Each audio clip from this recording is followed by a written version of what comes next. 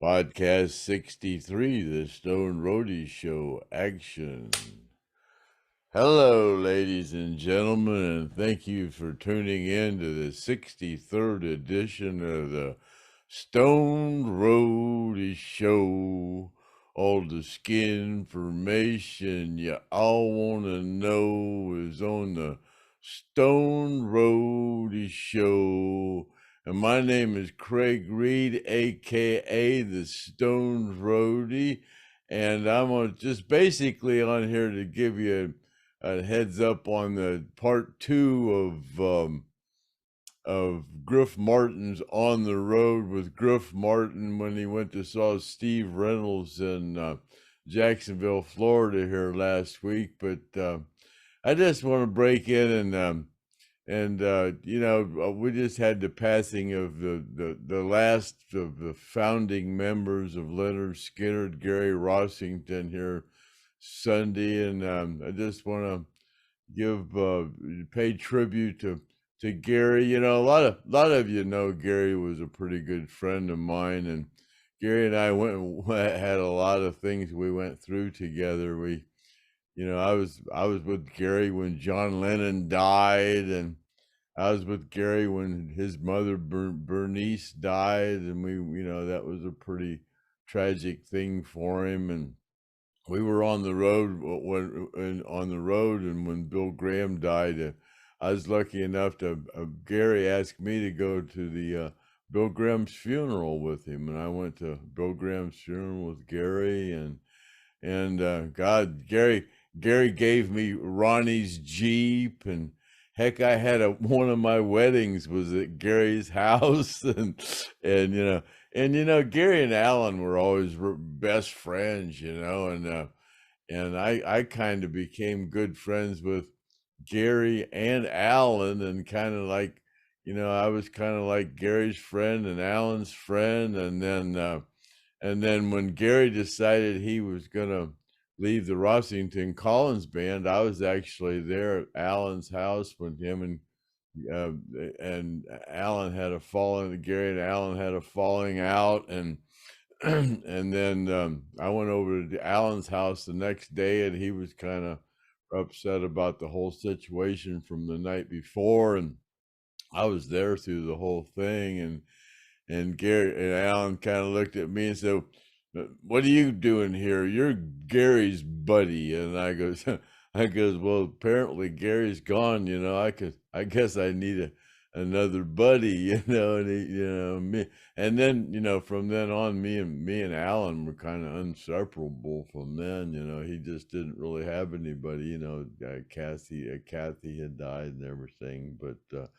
Yeah, I just got the word that the arrangements of Gary's funeral, and I'm gonna be headed down there here in the next couple of days, and just wanted to mention that mention them.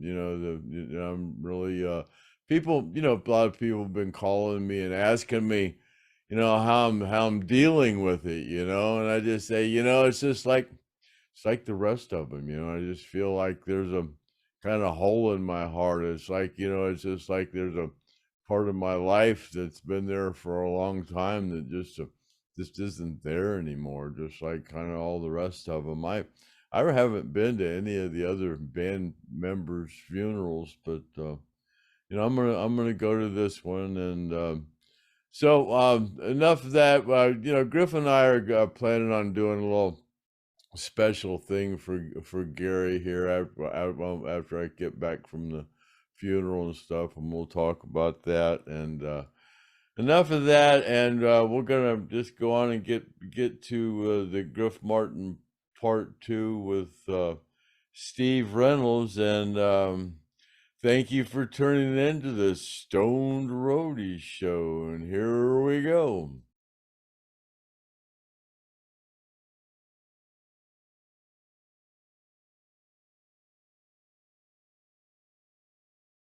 All right, so my battery died right in the middle of the conversation here, and we were talking about Leon's house, yeah, and in that drum that the guy found. Yeah, Leon's house was an old church it's real tall over there, and they actually recorded in that. That's what Leon told me. But I went over there after Leon had sold the place to another man, and I told him I knew Leon that used to live there, and he asked me if I wanted a bass drum that they had left behind. And come to be, it was Robert Nix's bass drum from Atlanta Rhythm Section. It was a clear Zecos. Wow. So anyway, I had that for a long time, and yeah, that's on that. But Leon lived over off of Blanding Boulevard. I'm going to show you that tomorrow too. There's another house that he lived in, a small house. That, cool. Where Craig got the car from, the Malibu, and did that. And then you were telling me how you met Ed King. Yeah, when I lived with Alan, when he was in the wheelchair, and they getting ready to start the tribute tour, I'm sitting in the living room, and actually had Dwayne's cousin, my buddy Dwayne, that just passed away from the Sam Hill band. Anyway, he was over there helping me with Alan, and we're sitting in the living room, and I heard somebody knock on the door at Alan's house in the living room.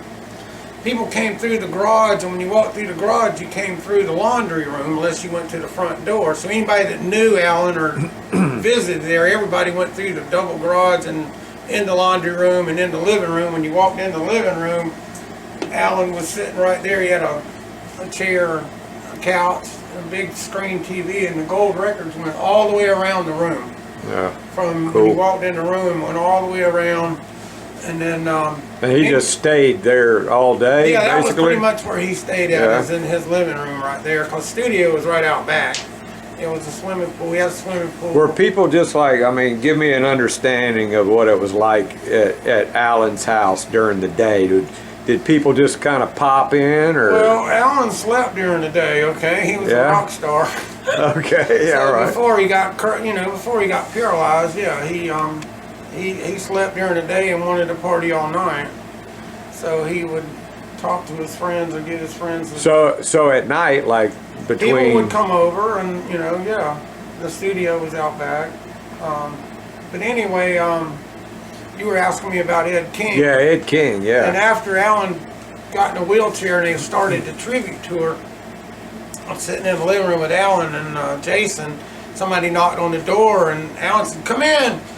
And the guy opened the door and just stuck his head in, and me and Jason looked at each other, because I never met Ed King, and he definitely didn't look like he did from the records. And Ed King, or the guy, stuck his head in the door, and as soon as Alan seen me, he said, "Ed!" And here come Ed King walking in, and that's when they were starting the tribute tour, or talking about doing the tribute That tour. was over at his house? That was at Alan's house, and that was in at the end of 86.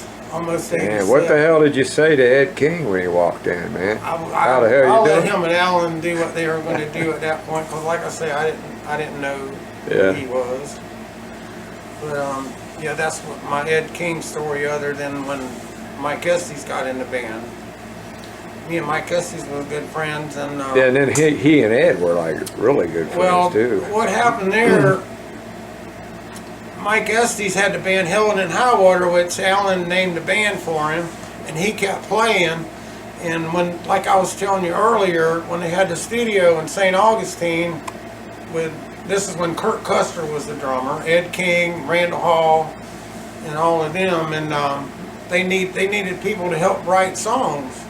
So they were having different people to come in there and write songs. Like I said, from Cinderella, from I can't remember all of them. Brent Michaels, and so Craig was. Well, you can tell we stopped and took a break, huh? This is all your fault. So anyway, Craig was sitting there watching them struggle writing songs, and so Craig recorded the music, or let Mike Estes, he called Mike Estes and told him, I hope Mike Estes don't mind me telling the story about this, but I was there. Craig called up Mike and let Mike hear the song over the phone, and Mike recorded it and wrote words to it, because he was a word guy. So how long did it take him? It didn't take him no time. Just like I told you, he wrote songs, one of the songs that I wrote with Alan. Right, yeah. And Mike, very talented, and he's a good word guy. Yeah, he's working on our opening I know, song. that's so cool. He's already, that fits right up his yeah, alley, too. he's and you know, that guy is he's a very personable, humble guy, and he just, I can tell he's fun to hang around on Westies. You know, we love having him on there. So. Yeah, I went to his house, and back when his kids, and God, I don't even know, 91, I went to his house and hung out with him and recorded a song with him, and had a lot of fun. But what Craig did, like I said, he let Mike record just the music of what Skynyrd was trying to get lyrics written to, and Mike wrote and sent it back to Craig. So when Ed and Gary and all came to rehearsal, Craig played it for them. Said, "Hey, listen to these lyrics." And they listened to them, and they were like, "Oh shit!" And then Ed's like, "Well, who is that?" He said, "That's my friend Mike Estes." He'd never met him before. No, Craig could have got fired for that, don't you think? I mean, well, yeah, Ed, but you know, was like, who are you to send in our music to somebody we don't know? But when he realized, but Craig can get away with stuff like that. Yeah.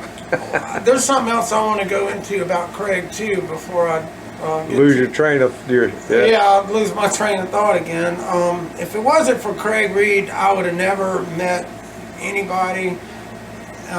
He came in and just it's never about the money or nothing like that. Like I say, he loaned us all this equipment, and it was never about the money. And if it wasn't for Craig, he's one of those, I guess if you somebody came along in your life that put you on a different path, Craig put me on a different path. And he's been my best friend, and I love Craig to death. Yeah, when I met Craig, I tell you what, you know, a lot of people were scared of him, and I just thought he was hilarious because the stuff he would post on Facebook, and I didn't even know who he was when I first saw his post, but you know, people would say, ask Craig a question for me, ask Craig this about Ronnie, ask Craig that, and I would say, well, all right, you know, they were my friends. And so I say, Craig, you know, what happened during so-and-so? And, you know, and he'd tell me, but he goes, you know what? I mean, we were talking about it, and he goes, you know a lot of people that ask questions to me, so why don't we just start a podcast? And that's how that whole podcast got started. Right. Well, the way Craig is now, that's exactly the way he was in 1982. Yeah, just that same, you know, I knew exactly like that. He would walk in, and it's Craig. He's just cool as hell. You know? Yeah, he's just cool. He's and you know, I mean, has he'll no talk filter, anything. and I think No, that's cool. I know. Yeah, that's why, you know, he can talk about fat people and get away. Talking about Craig, when he left to go on the road after the Alan Collins band broke up, and he was staying with Ronnie Caruso, that was his best friend. He stayed with Ronnie a whole bunch of different times, and right before he left, Ronnie called me up and he said, "Hey, Craig's got a gift he wants to give you before he goes. It's over here at the house. You need to come by and get it." And I'm like, "Well, what the hell's Craig going to give me? You know, he don't owe me nothing." So I went over there, and it was a whole stack of zillion cymbals. All those super shiny ones. Wow. I don't know if they came from the Rossington Collins or if there was some old Skynyrd. But see, Craig back then, he didn't know there was going to be an eBay. Right. Well, you cannot. There's no way you could warehouse all the stuff. Right. Yeah. When I met Craig, and he stayed at Ronnie's over there, there was literally a whole back bedroom full boxes of T-shirts, all Skynyrd stuff that was storing. He stored stuff everywhere. Yeah. And he's good at keeping track of stuff. You know, I mean, that's. Well, they would have thrown, like I said, a lot of that stuff got thrown in the garbage. I don't know exactly why they kept Craig around, other than I think pure entertainment, and he was organized. Right. Well, you know the song with the that one of the crew had to go with. Yeah. And Craig he told me a story that way back when that they'd be at a motel or whatever, and Ronnie'd go down into the bar and pick a fight with a whole bunch of different people, And Craig would tell me, Ronnie would come up and beat on his door and he'd say, Craig, do I have a friend? Yeah. Do I have a friend, Craig? And Craig told me that story about that right there. Yeah, and if he didn't get up and go be his friend, then he'd be in trouble. But I could see it. Craig's, like I said, I met him and I wouldn't mess with him. Yeah. I mean, he's still in good shape, condition now, but I mean, I'm a little guy, but you know what I'm saying? Craig, I could see why they would have Craig around. He would, no hesitation to do what he needed to do. He's told me a few things, some of the stuff what's really amazing is, you know, he said, what he told me was Ronnie wasn't really that big of a fighter, you know, I mean, as far as he wasn't that great of a fighter, but he just wasn't scared to fight, you know. It's almost he was a scrapper. I've heard some stories. But he said he would, Ronnie, if he felt like he was losing, he would bite you. Yeah, that's a real street fighter right there. There's no way I would mess with Ronnie Van Zant. But Johnny, I know Johnny real well. Yeah? Yeah, he's a good friend of mine. He's my same age as me. We pretty much. Yeah, he and I've met Johnny, and he's another cool guy. You know, he's a nice guy. But yeah, I've heard some really bad stories about Ronnie being, you know, being a bad guy, mean guy, or whatever I guess you would say. Yeah. But anybody that's short, I guess, and with long hair, I could see how he'd walk into a bar and somebody would see him from behind and not realize he might be a guy or whatever or something. I could see more that. Well, he wasn't scared to fight anybody. Oh, heck no. I'm glad I never had to go up against I asked Craig, did you ever get in a tussle with him? He said no. I don't think he would. He said Artemis didn't either, so. I wouldn't mess with Artemis either. Yeah. Yeah, Artemis, both of them are pretty wild there. So what's on the agenda tomorrow? I'm going to take you over to Alan's house, and we're going to start at Alan's house, and I'm going to take you down the road. When they did Street Survivors, Gary wrecked his car, and Alan supposedly wrecked his Jeep along the same time. I don't know the timeline. But when I would take Alan to the store, we would go across this bridge and he'd always look over, and that's where I wrecked the Jeep. Oh, okay. He said he was running about 60 down through there, and he said the bridge was coming up, and he said, you know what, fuck it, I got a roll bar, and hit the gas, and he jumped the bridge and flipped the Jeep, but the windshield hit him in the face, and that's why it messed up his eye on that. You can see him in that picture right there. Is it that picture? Yeah, the one in the middle, how his eye is kind of hanging down. That's what happened to him at that point. But he told me the Jeep landed up against the bank on the other side. Yeah. But anyway, I'm going to take you there and show you that, and then I'm going to take you and show you what really happened on the worst night of my life, when Alan got in a bad car wreck and paralyzed. I'm going to show you the actual culvert that he hit. There's a big ditch. It's probably this deep. It's got sandbags, concrete, but sandbags around the culvert. And he swerved and hit that, and there's a big old chunk of the concrete missing out of the culvert right there. So I'm going to show you that, and I'll probably take you over and show you where Leon used to live too.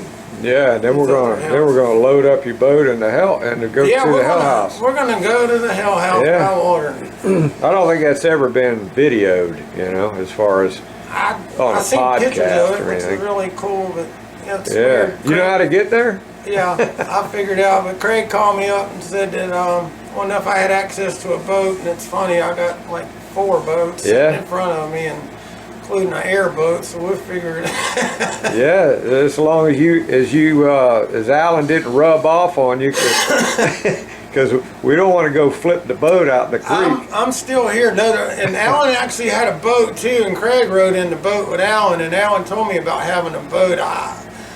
I wonder how he was. Riding in a car would be bad enough, but there's no way in hell I would get in a speedboat. No way. Yeah. And that wouldn't have happened. But well, there's a picture of him with the goggles on. Yeah. And I wonder if that was Bad Company or not, the boat that Ronnie and Gary had. No, that's a different boat. Different one? Ronnie had a fishing boat that was named Bad Company. Alan had a speedboat that actually he got from Ronnie Caruso. Oh, yeah? That's Craig. They had a boat thing, or that's just what I heard. I wasn't around back then. Oh, okay. Anyway, that's. But Alan always told me he had a boat. I've had quite a few boats, but there's no way in heck I'd ever get in a boat with Alan Collins driving it. Oh my God. Well, I think that Black Creek, I guess, don't you launch over there near Whitey's? No, we can actually launch right there on the same where Black Creek comes out. Yeah. There's a place to put the boat in right there at the mouth of that river. And we go right up in there in that Peters Creek or whatever goes back up in there. Yeah, I should have brought I've never been in there by water. I've been there. I should have brought my scuba tank so I could dive down there at the end of the dock and see if there isn't some kind of a Skynyrd memorabilia artifact. Right. Back in the 70s. A whiskey bottle. Yeah, back in the 70s, I was good friends with Mark Wheeler, and they had the King's Ransom band. And I didn't realize this until now in the last 10 years or whatever. But Mark Wheeler was a good friend of mine. Kevin Ellison is his wife. Let me get this right. Mark Wheeler's wife is Kevin Ellison's brother's daughter. Kevin Ellison worked for Skynyrd.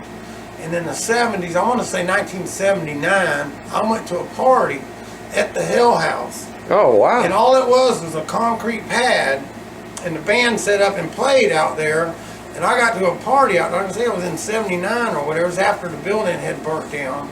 But I never knew. Burned down that early in the 70s. Yeah, I never knew what the relations with Mark Wheeler playing out there until in the last 10 years or whatever, with Kevin Ellison being his wife's uncle. So it burned down. Yeah. Just within a couple years of the plane crash. But I went out there in the 70s, and all I remember back then was they said it was where Skynyrd used to practice. Wow, yeah. Well, it's going to be a different vantage point. I don't know if you've been in there since they put the housing development in. Yeah, I've been there, but I've seen pictures down there's houses like on both sides. Yeah, they took the cedar tree down and. Oh man. Yeah, it's gone. I got a big limb off of that before that happened, so it was cool. Gene helped me saw it. But I noticed somebody had stole the board off the dock. And people did that too at Brickyard Road. They were taking boards off of Ronnie's dock and making guitars out of them. Oh yeah? Damn. But the last time I went to where the Hill House was, there was no houses on either side of it. This probably. Oh yeah, now they're right up against it. It was probably against 6 months ago or more, and I walked down on the dock and somebody had stolen a board. But the axle, I was always told they built that dock over the other. Yeah, dock, yeah, that's whatever. Right.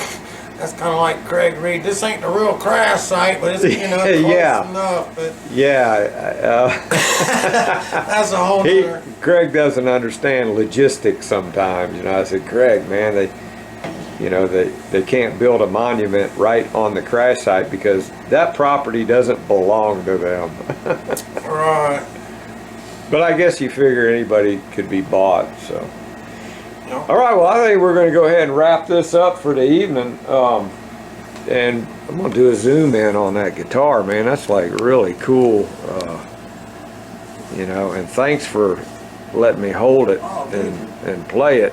That like I said, guitar I'm gonna put it back the way it was when Alan had it. I just haven't done was it yet. played on tour, right? Yeah, with Alan. It was used in the Rossington Collins band and the Alan Collins band. I'm sitting there shaking, thinking, why am I shaking? Okay, we got Steve Reynolds here, and this is later on in the night. We've been talking for a while, and he's talking the secrets out of me. Yeah, and this is because he found Alan's guitar over at Alan's house up in the rafters, and and he put it all back together and everything. So he knows the ins and outs of how that Firebird was wired and everything, and he's going to go through and explain exactly how the pickups and the tone and all and the volume and all that stuff was wired. I'm gonna try to explain. I'm not I'm not a guitar tech by any moment. I'm a drummer. Those are my drums right there.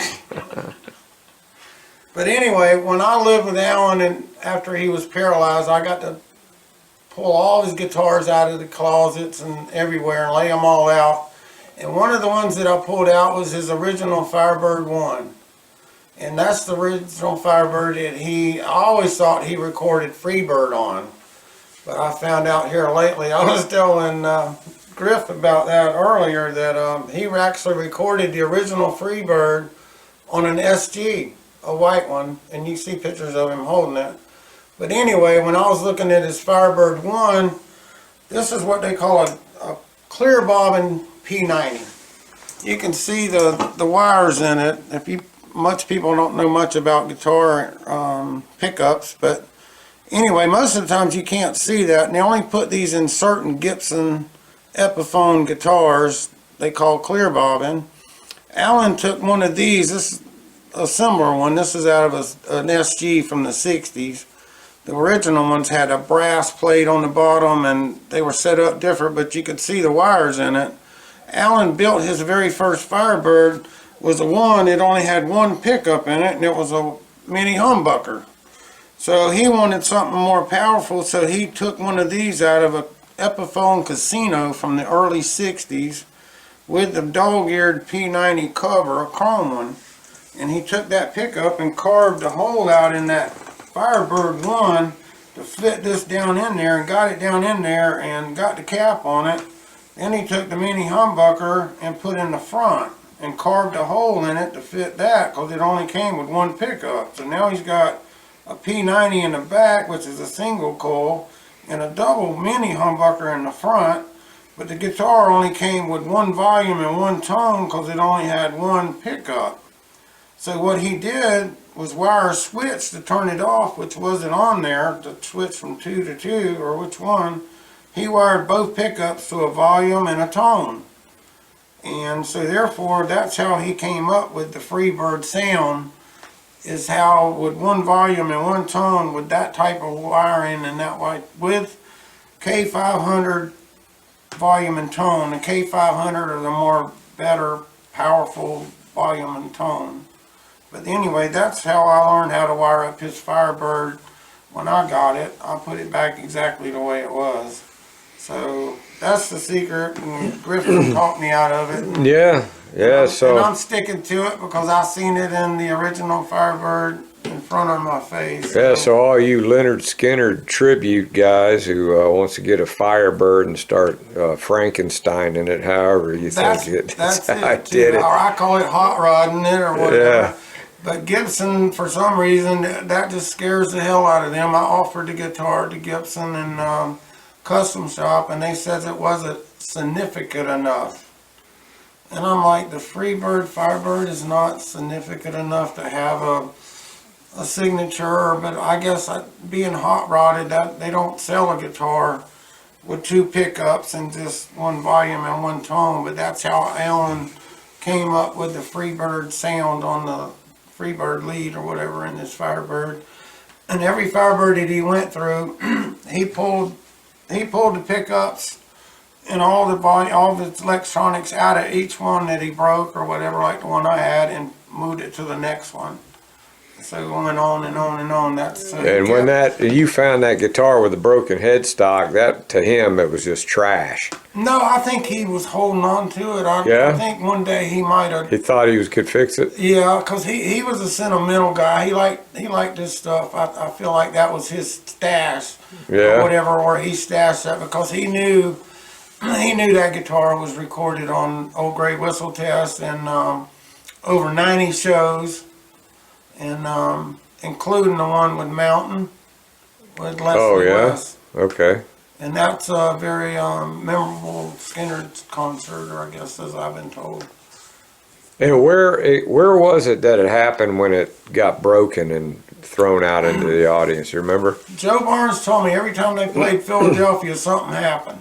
Oh, yeah? Okay. He said either somebody would trip over a chord and unplug a guitar amp during Freebird, or Alan and JoJo. I don't know if everybody knows, but I've been told that they had a relationship, and this story came directly from Joe Barnes. He told me that they were in a motel and it had a fireplace, but there was no, you couldn't build a fire in it. It was just a fireplace. It had a heater in it, so they thought it would be cool to put a candle in the fireplace that ain't supposed to have a fire in it. They caught the damn motel on fire. Oh, hell. Okay? And then he said another time somebody had tripped over a cord or something. But so it kind of had a black cloud over that area. He told me every time they played there, so therefore that guitar broke on April 6, 1976, which was 2 or 3 months before the Fox Theater. The Fox Theater was in July of 76. Yeah. So he got another Firebird and pulled those guts and put in it and used that one. Or else that one would have been in it. And like I told you before, that's the one he gave to the Climax Blues Band guy, which they played a lot of concerts with him. I guess that was friends with him. But anyway, that's how that went down, is what I was told. And there's also an audio from that show out there too.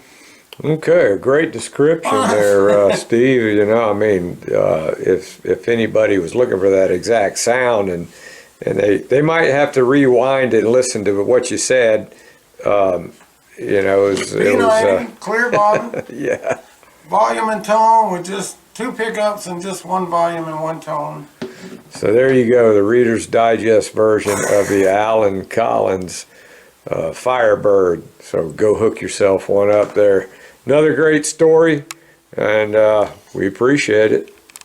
Well, we're going to get hooked up again tomorrow, and then we're going to have some more fun. So it was a really cool experience in here in your little studio. One thing we want to close with, I want to see you play drums. I can make cool?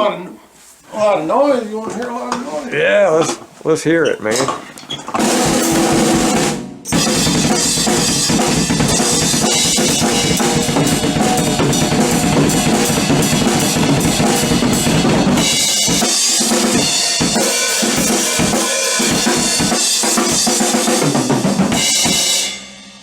Awesome, man, awesome.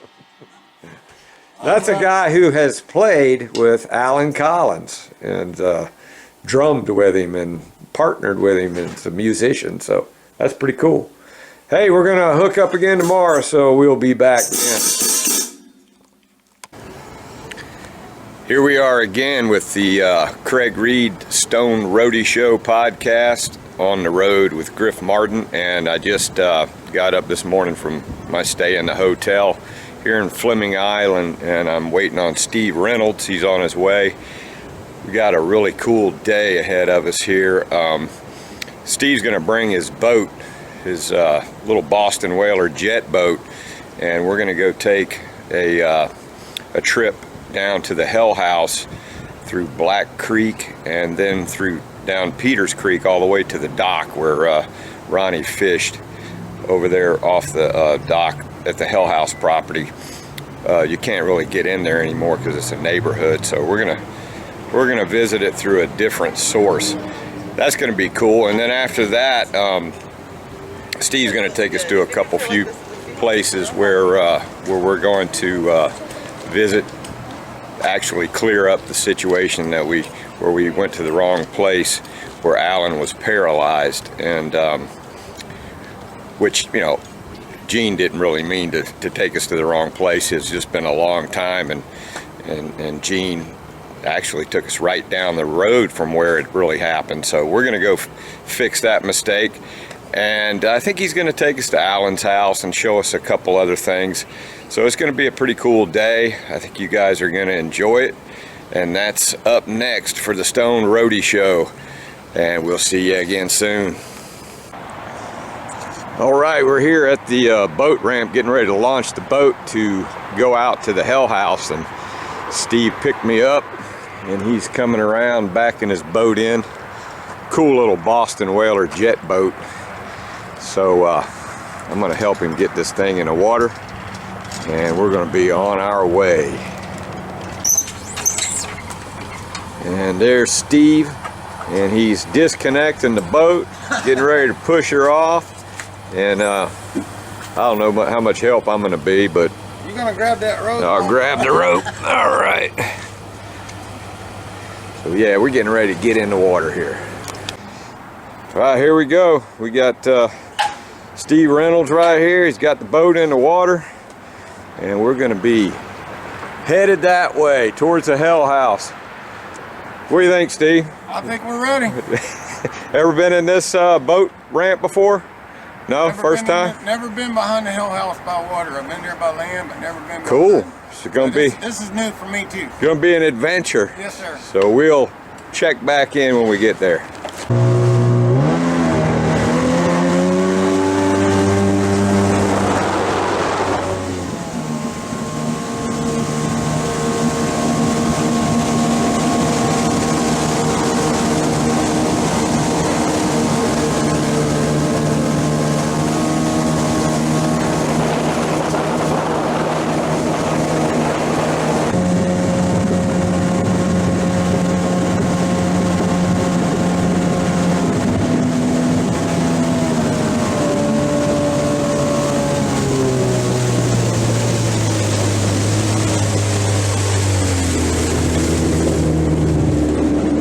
Steve, is that Peters Creek? I don't know. About gotta be. We get out some stand.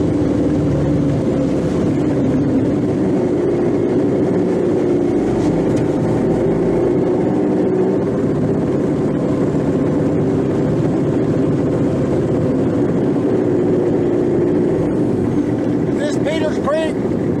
Thanks, sir. Sorry to disturb you. Catch anything?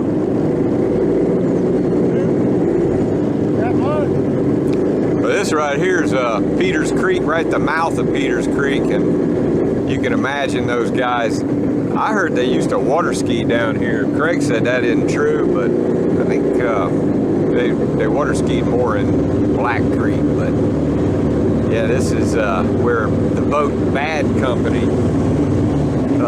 where they brought Bad Company through here. Did you ever see the boat Bad Company? No? I seen pictures of it. Yeah. An old bass cross on it made it look like a rebel flag. Sorry.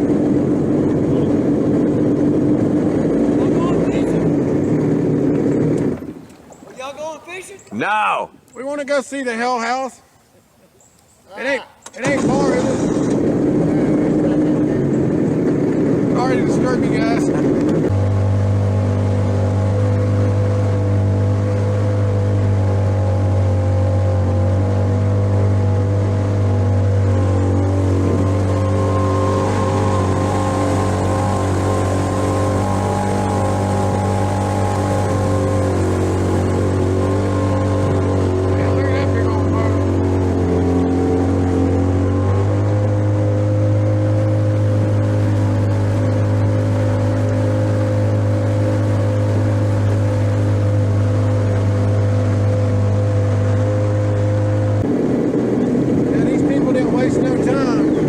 These are all the houses that they built in the neighborhood that was on the Hell House property. I believe it was 90 acres, and now these are all brand new docks that go to these big homes. That was 6 months ago. Yeah, these are all new, and then right up here, we're approaching the Hell House dock.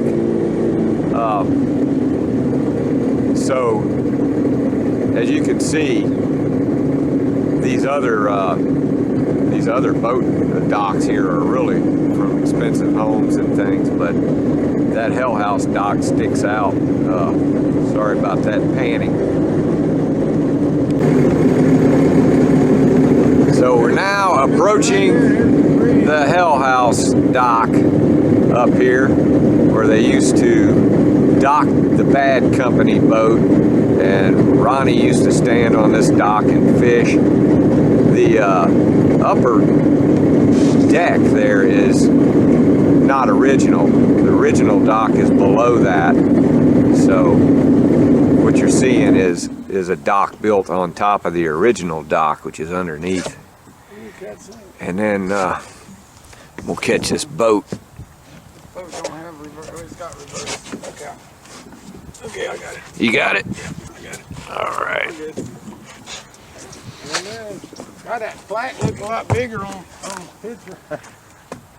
Oh, here's the plaque right here. The sun's kind of in the way. Can't really read it too well, but and there's the Hell House property right up here. I don't think that they would mind the Stone Roadie show accessing this part of the land right here.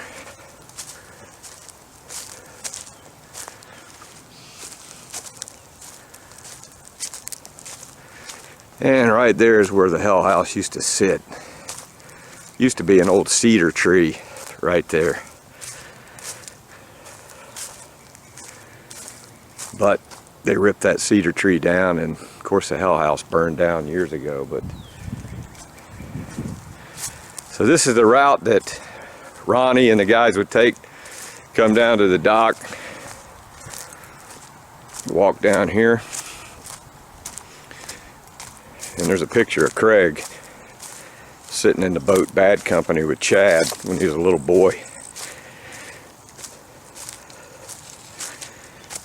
And that pine tree was here back in the day.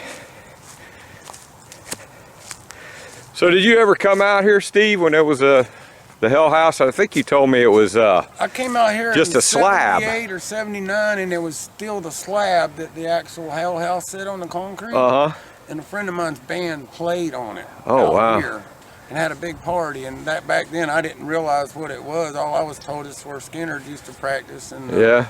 that was, like I say, a long, long time ago. After it had burnt down, so that kind of tells us that it burned down in the late 70s then, huh? Yeah, a lot different than it used to be. When you were out here before, the Hell House actually sit right up here, wasn't it? Yeah, it was kind of close to that oak tree. Gary pointed it out on the video. Yeah, and there was a cedar tree up there. Looks like It had to be like they right might, there. I think they must have done some work to the dock and to replace those boards that you said Yeah. were missing. But Yeah, the Hell House had to sit like right here. Right. actually, I think it was up here. From what I remember, it was like about right here. Yeah, that makes sense. And that cedar tree was almost probably on the property, the other property next to it. So I think it was like right in here.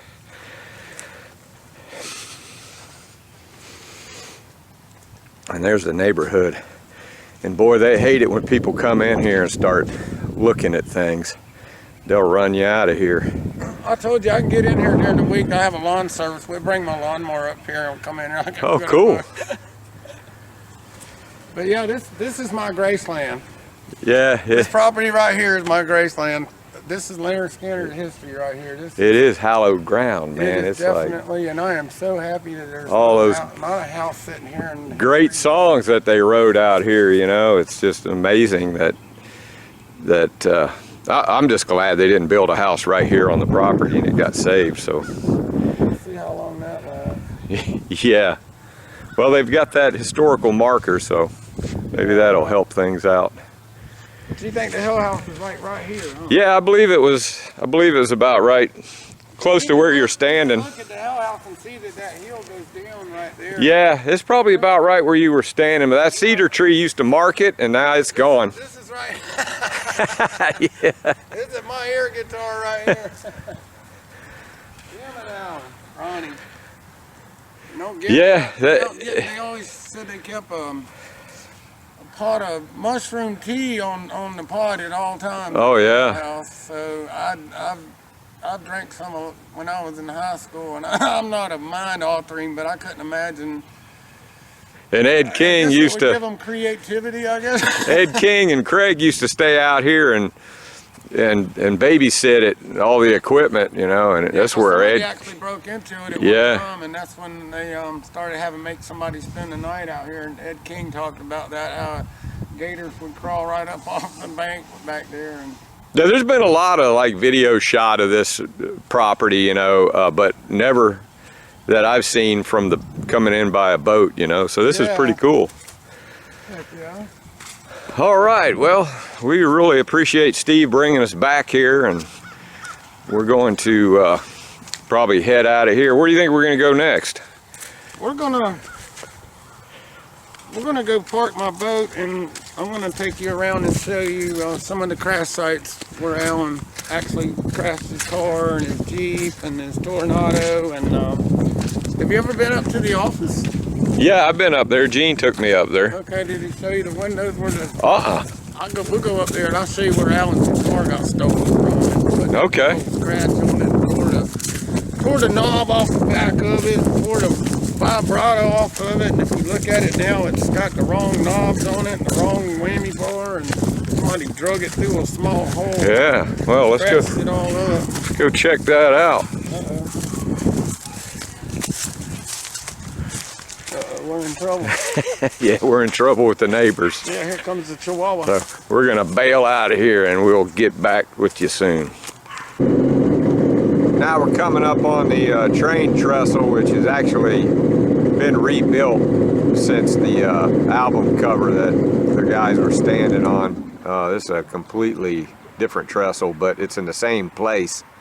And people used to come up here and sit on the trestle and listen to them play. Try to sneak back in here. They got it set up. You can pull a boat right up here. Right underneath the trestle here, next to the Lynyrd Skynyrd Hell House. And that's a public dock right there that the neighborhood put in, and then right down there is where the Hell House dock is. Oh.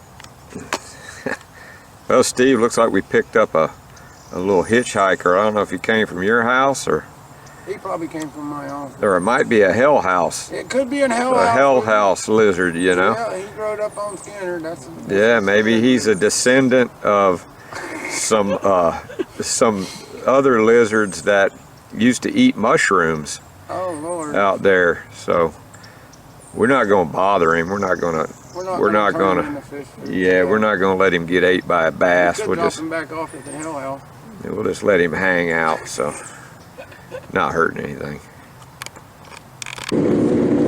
Back at the dock now from our trip to the Hell House and waiting on the traffic to clear. But what a great trip it was. And it's Sunday, so it's starting to get a little bit crowded now, but we had fun.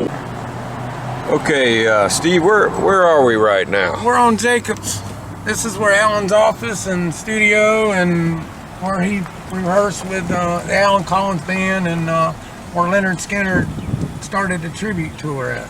Yeah, I've been over here with Gene before. When Alan owned it, all this was woods.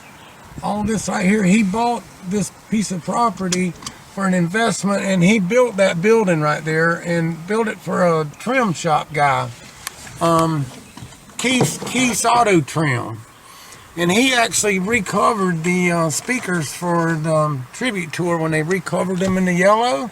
He did it all right there, and right here is where the garbage man picked up all of the Skinner's flight cases and old guitar boxes and the whole deal. So we gonna get out and you're gonna show me something? Mm-hmm. Cool. Okay, we're at Jacobs. Craig's office was right inside here, right there. He stayed there quite a bit. And this was Larkin's office over here. And this is the window right here. And it's kind of ironic that it's broke, but that's where the Gibson Explorer got drugged through the window. I don't know how somebody was able to open the case and get it out, but that's where Larkin told me that they stole the... So they drug it through this... They drug it through this hole. This one... Yeah, this is inside. It's almost like the shape of a guitar. This was Larkin's office, and there's filing cabinets right here, and he stuck that flight case right up in here. But what's so weird, why would the flight case be facing the window where it opened? Yeah. That's the part that's a mystery to me. But I had the keys to this place for 4 years, This alarm system was right here, and I came up here after I got off work, and even when Alan was in the hospital after the crash, I still had this building with all the equipment and worked on my band up until the moment that they started the tribute tour. Wow. All right. So what did they call this? Just the office, the Lynyrd Skynyrd, Rossington Collins office? Rossington Collins never played here. That was just Alan. Just Alan and the tribute tour. Okay. Gotcha. Okay. See that back sliding door back there? Yeah. That's where the pictures of all the equipment was taken. Oh, okay. Right in there. And this didn't have a roll-up door here. This used to have a bifold door, so when they went on the road with Alan Collins' band, they backed the equipment truck right up here to this back door and loaded all their equipment in there and came out of here. And then when they started the tribute tour, the picture with all the band and Johnny and Leon standing with all them flight cases behind it was taken right there. Oh, wow. Right there facing this way.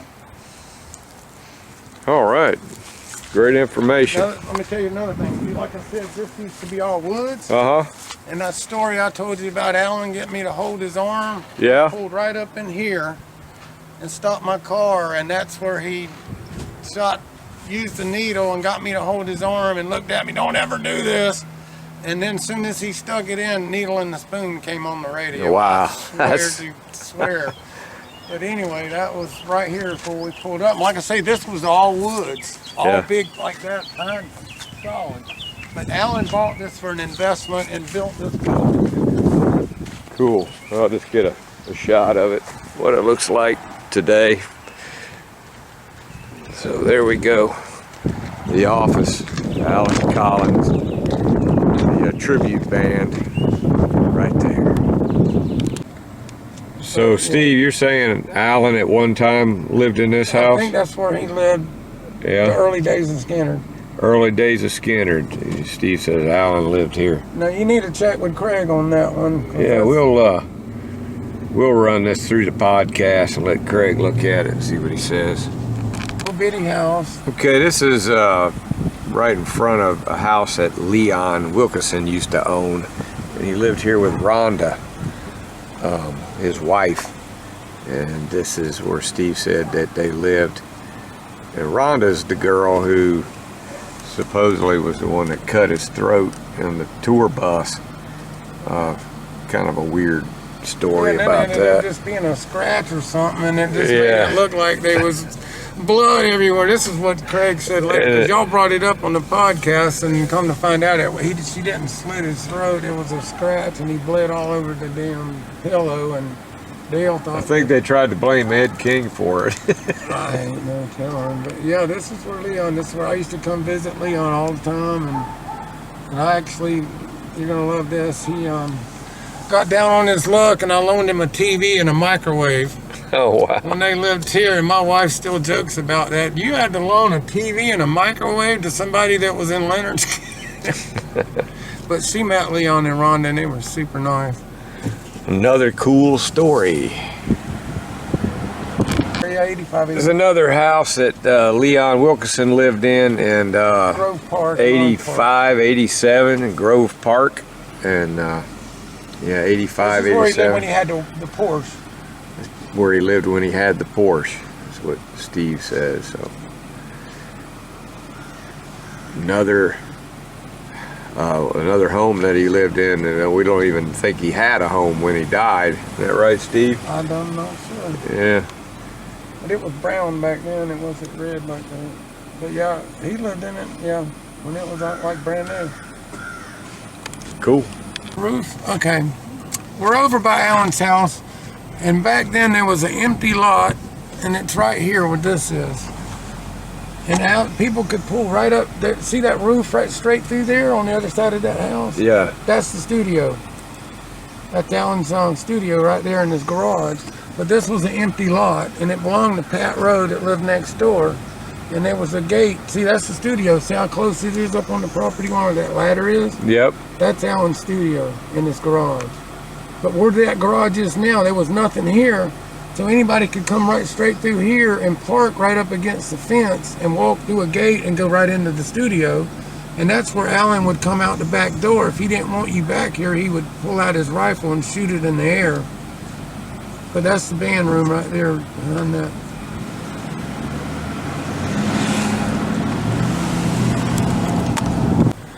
So, where are we at now there, Steve? We're at Alan Collins' house, and this is where the picture taken for the Alan Collins band with the 2 cars is right here in this driveway.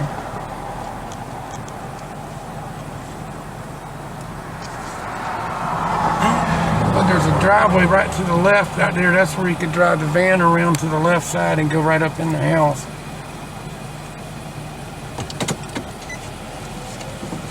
Does it look the same as it did back then, or is it? Well, when Alan lived here, none of that addition was to the left right there that comes this way. Uh-huh. It stopped right there where that window was. Oh, I got you. And right there over the garage where that vent is, Alan had a camera in that, a hole in that vent, and he could see who was at the gate. And he had an electric thing right here that opened the gate. Oh, yeah? And it was 2 gates. They welded them together. Okay, we're just now leaving Alan's house, and Steve's going to follow the route of the fatal car crash. The cop said he was going between 70 and 90 when they did this, and I'm convinced to this day that Debbie Watts was driving that car. And maybe Alan had his foot on the pedal. No, he couldn't get it on that one because it had a console. Oh, yeah? He grabbed the steering wheel is what my theory of it is.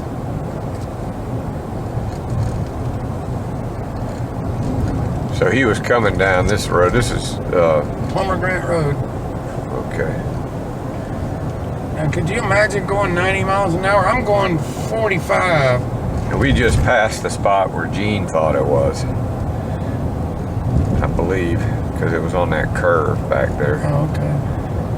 So I was thinking Gene showed you this right up here. But yeah, maybe it was right by that curve is where we were. Okay. Because Gene said. All right, y'all, we're fixing to have a car crash. The swerve marks in the road, black marks, did just like this and ran right and hit that car. You can see the crash in the culvert. See the down there where the pipe is? I'll pull up here. I'm gonna get out. Video.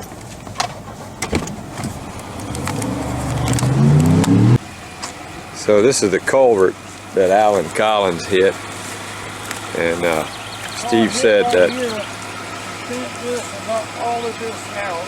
Yeah, it bent that area. That's the pine tree it hit? Both of them got thrown after it. The car hit right here. Split. Both of them landed out in here. So this is where Alan and Debbie ended up getting thrown from the vehicle, and the vehicle hit that tree. And they were coming from that direction. Veered off the road for whatever reason. Maybe Alan grabbed the wheel. That just gave me chills when I did that swerve like that. I've never done that before. But yeah, that culvert got bent by Alan Collins' car. Did it knock that concrete out of there? Is that what's missing? Yeah, you can see it. It takes, you know how tough those metal pipes are. You ain't gonna bend those very easy, and you can see it's bent extremely bad. So you figure that car hit this ditch. That car, probably the hood was up here, but it hit right here and then went over, and both of them went out outside. Wow, so that clears that up. Now we know where Alan Collins got paralyzed. Kind of eerie. We're at another Alan Collins crash site here that Steve Reynolds is going to tell a little story about. I used to take Alan to the store, and he'd always tell me when we came up on this bridge, this is where he wrecked a black Jeep. That about the same time that Deary wrecked a Torino. And Alan told me that he had a roll bar in it. He said, fuck it, I got a roll bar. He said, I didn't think about the windshield hitting me in the face. And if you look at the street survivors, that one eye is messed up right there. That was from the Jeep wreck.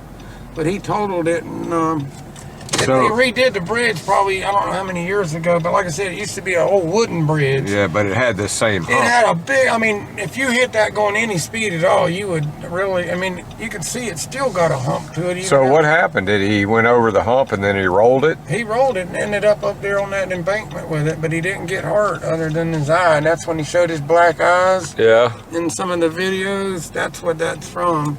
Well, this bridge, when you see that video of Alan, that's actually Craig's video of with those black eyes. See, this made in '84, this bridge. Yeah, so this is where Alan still got a hump to it. Blackened his eyes right there. But he said he landed up against this embankment right here. So we're going by just a few houses down from Alan's, and this is Derek Truck's house. Right that's here. His studio over there on the right, I think. Yeah, he wanted to live near Allen for some reason. That was Derek that's on the Trucks. water too. That's on the creek. It's on the creek.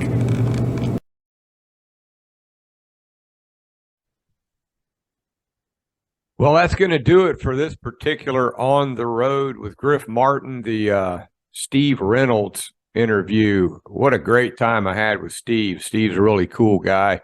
Enjoyed hanging out with him. All those things that we did in a couple days. And he was really gracious enough to invite me up to his place, run me around all over the place in his truck, and take me to the Hell House in his boat. And we're going to have Steve back on the STONED Roadie podcast, and he's got so many stories. I couldn't get it all in there in that one On the Road with Griff Martin. So we're going to see you back on. Thank you again, Steve. Hope you guys enjoyed it. Man, getting to hold Alan's guitar and see all those cool pictures and things. What an awesome time I had. So hope you guys enjoyed it. And thanks again, Steve Reynolds. We really appreciated you taking the time and coming on the STONED Roadie podcast with Craig Reed. And we'll see you soon.